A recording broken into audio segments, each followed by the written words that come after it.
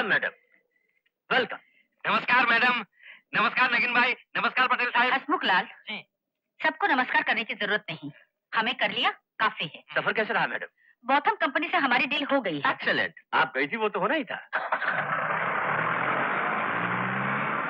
बलवंत, यहाँ सब ठीक चल रहा है ना? जी मैडम, बिल्कुल ठीक चल रहा है। बस वो अपने टी गार्डन्स और कॉफी प्लांटेशन के वर्कर्स बोनस के लिए कुछ गड़बड़ कर रहे हैं। और मैं सिर्फ आपकी एस्टेट का जनरल मैनेजर ही नहीं, आपका भतीजा भी हूँ। मैं मानने वाला थोड़ा ही हूँ। आप तो मेरा नेचर जानती हैं। बलवंत, हर साल हमें करोड़ों का मुनाफा होता है, उसका एक हिस्सा हमारे वर्कर्स को भी मिलना चाहिए। वो तो ठीक है मैडम, मगर अब इस टॉपिक पर बात नहीं होगी। जी।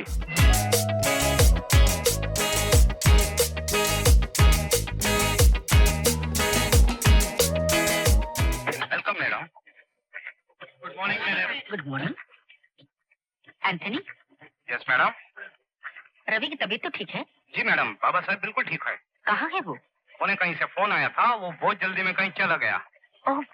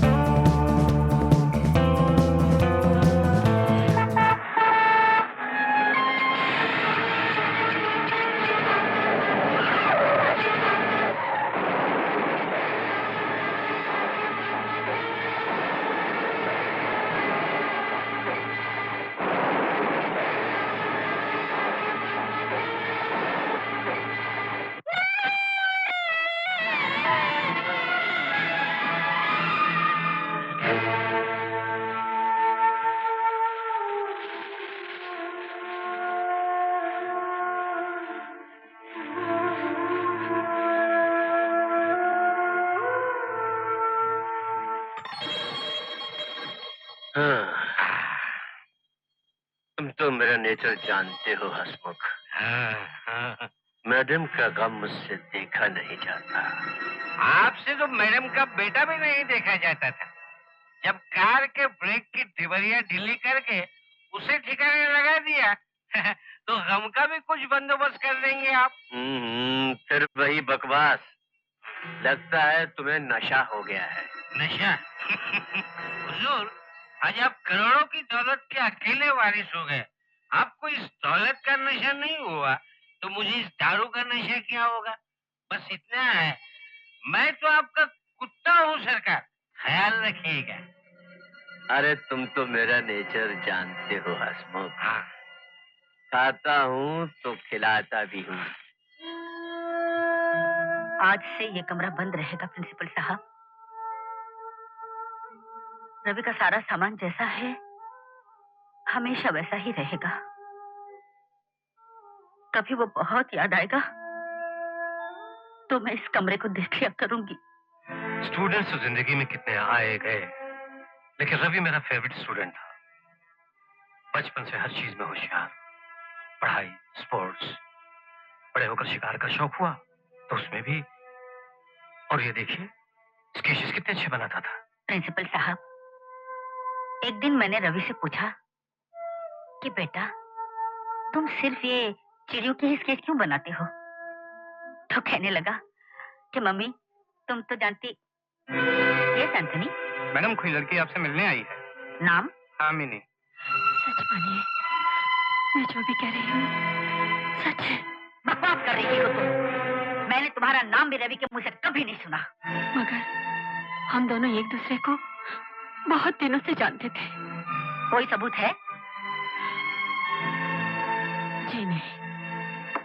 आइए प्रिंसिपल साहब, देखिए ये है दुनिया। मेरा बेटा मर गया और लोग उसे भी कैश करना चाहते हैं।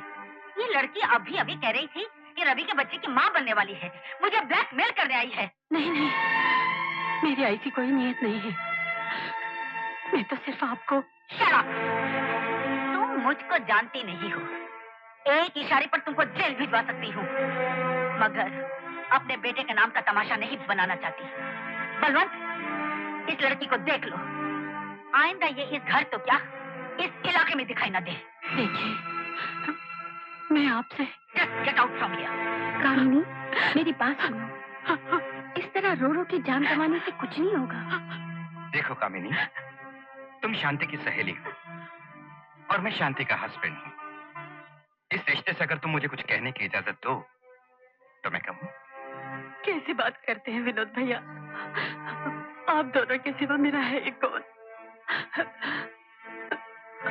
कहिए, क्या कहना चाहते हैं? शांति, कामिनी के लिए पानी। हाँ हाँ। कामिनी, भूल जाओ रवि की माँ ने तुमसे जो कुछ भी कहा। नहीं विनोद भैया, मुझे उनसे कोई शिकायत नहीं।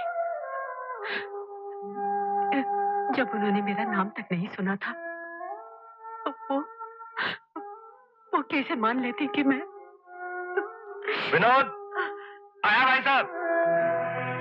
विनोद, ये आजकल इस घर में क्या नाटक चल रहा है भाई? जी भाई साहब। तुम्हें ध्यान रखना चाहिए, हमारी जॉइंट फैमिली है। मेरी 2 जवान बेटियां हैं। कामनी जैसी लड़की इस घर में रहेगी तो मोहल्ले में 10 कहानियां बनेंगी। मेरी बेटियों की शादी नहीं हो पाएगी। भाई साहब प्लीज जरा आहिस्ता बोलिए। वो साथ वाले कमरे में बैठी है। अरे आहिस्ता क्यों बोलूं? तो चोरी की है मैंने। तुम एक बात साफ सुन लो विनोद, अब वो लड़की इस घर में नहीं रह सकती। कामिनी, कामिनी। आइए प्रिंसिपल साहब। कहिए मैडम, कोई खास काम था? हाँ, आप संजय गुप्ता को जानते हैं? हेलो सर, कैसे हो बेटे? हाँ, मैं इसे अच्छी तरह जानता हूँ। कॉलेज में रवि के साथ था। पिछले दिनों से ये कनाडा में था, आज ही वापस आया है। इसे ये खत रवि ने लिखा था। प्रिंसिपल साहब, रवि ने इस खत में संजय को कामिनी के बारे में लिखा है। जिस लड़की को मैंने जलील करके इस घर से निकाल दिया था, वो जो कुछ भी कह रही थी सच ही कह रही थी। माय गॉड, अब क्या करना चाहिए? मैं चाहती हूँ आप जाइए, किसी भी तरह ढूंढिए और उसे वापस लाइए। प्रिंसिपल साहब, शादी के फेरे हुए या ना हुए, फिर भी वो मेरे लिए मेरी बहू है और उसकी औलाद मेरे रवि की वारिस।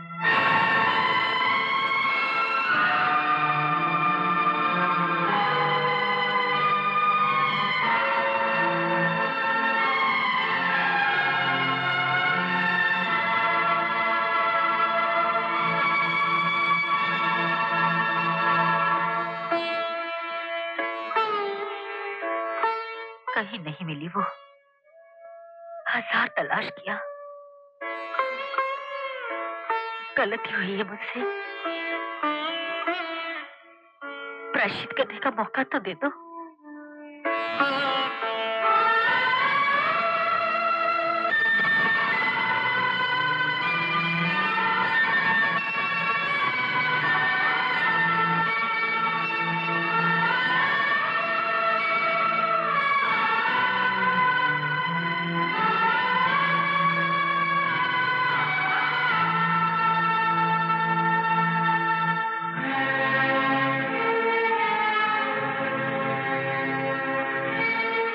चलो बलवंत। जी मैडम। एक बात कहूं मैडम, परसों से आप इस मंदिर में आकर एक ही मुराद मांग रही हैं। क्यों नहीं आप मुझे अपने गम में शरीक कर लेती? मैं भी प्रभु के सामने हाथ जोड़कर ये प्रार्थना करूं कि कहीं से कैसे भी कामनी और उसकी औलाद को आपसे मिला दे।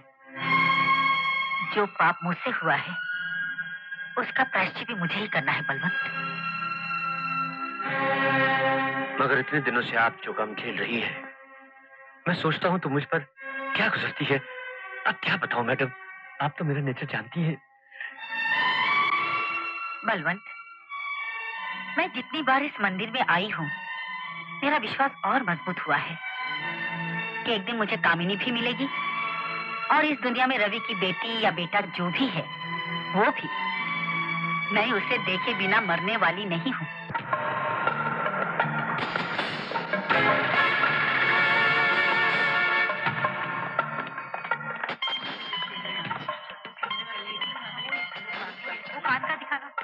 ये लोग कौन है? Mister Mangaram. Yes, I am from anti corruption. ये रहा मेरा card, chief inspector Datta Dharmadhikari. मगर आप यहाँ क्यों? मिस्टर मंगाराम, हमें रिपोर्ट मिली है कि आप गैर कानूनी सोना खरीदते हैं और बेचते हैं। ये मेरी टीम है, इनमें से किसी का भी आइडेंटिटी कार्ड आप देखना चाहें तो आपको राइट है। लेडीज एंड जेंटलमैन, ये एक ऑफिशियल रेड है और जब तक ये चल रही है ना कोई बाहर जा सकता है ना कोई अंदर आ सकता है। Oh my God!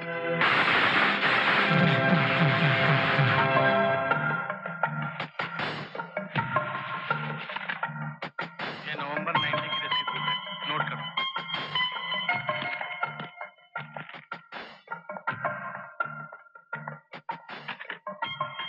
$125 gram.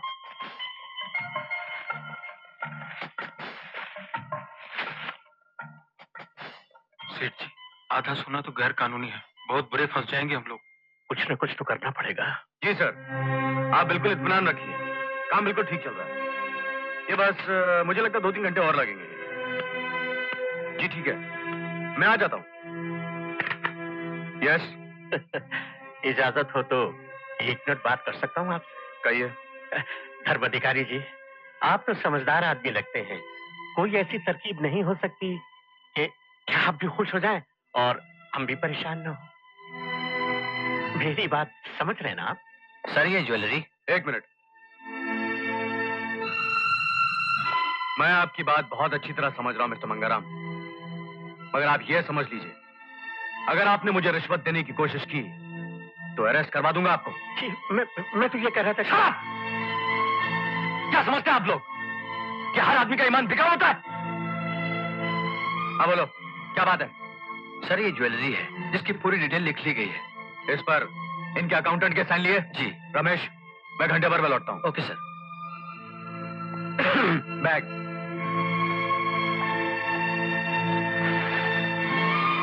Thank you. Thank you sir.